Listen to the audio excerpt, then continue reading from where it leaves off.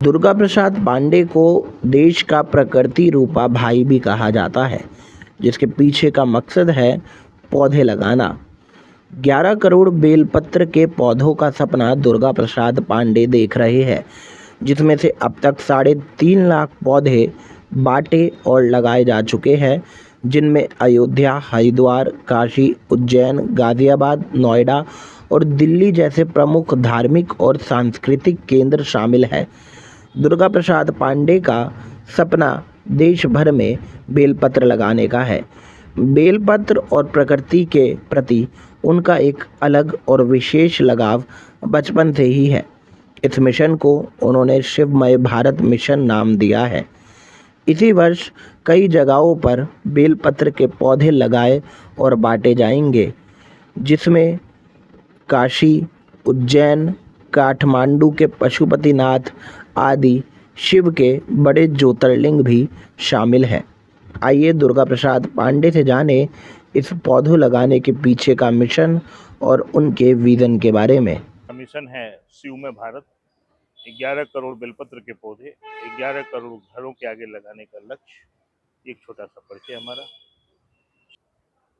देखिए, शुरुआत तो हमारी पहले से ही पेड़ लगाने में शौक था, लेकिन 2017 में वसुंधरा में सेक्टर 13 में एक पीपल की पेड़ कटने की घटना घटी और मैंने ठाना कि इस पीपल के पेड़ को बचाना है।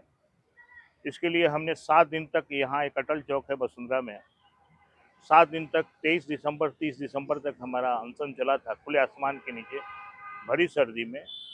और वहीं से एक छोटी सी प्रेरणा जगी कि हमको पेड़ इतने लगा देने हैं कि दुनिया काटते काटते थक जाए, लेकिन कटे नहीं।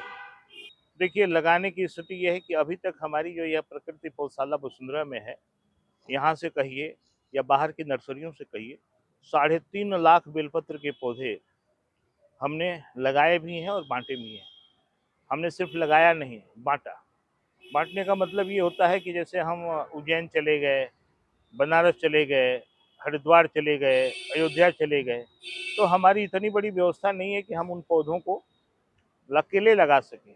हम वहाँ जाते हैं और एक एक हाथों को एक एक पौधा दे देते हैं।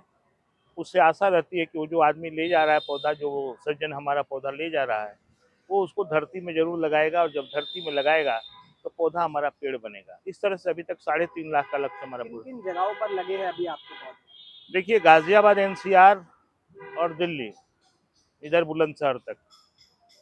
हमको खुद पता नहीं है कि कहाँ कहाँ लगे हैं। नए नए लोग आते हैं, कहते हैं गुरु जी आपका दिया हुआ बेलपत्रा इतना बड़ा हो गया, दिया हुआ पीपल इतना बड़ा हो गया।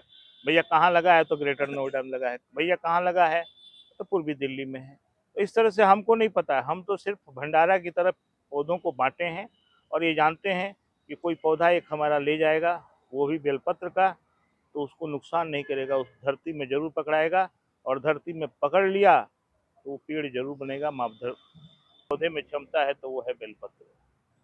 आयुर्वेद की बात करें तो चाहे वो फल हो या पत्ता हो, एक पत्ता खा करके आप अपने आप को निरोगी रख सकते हैं।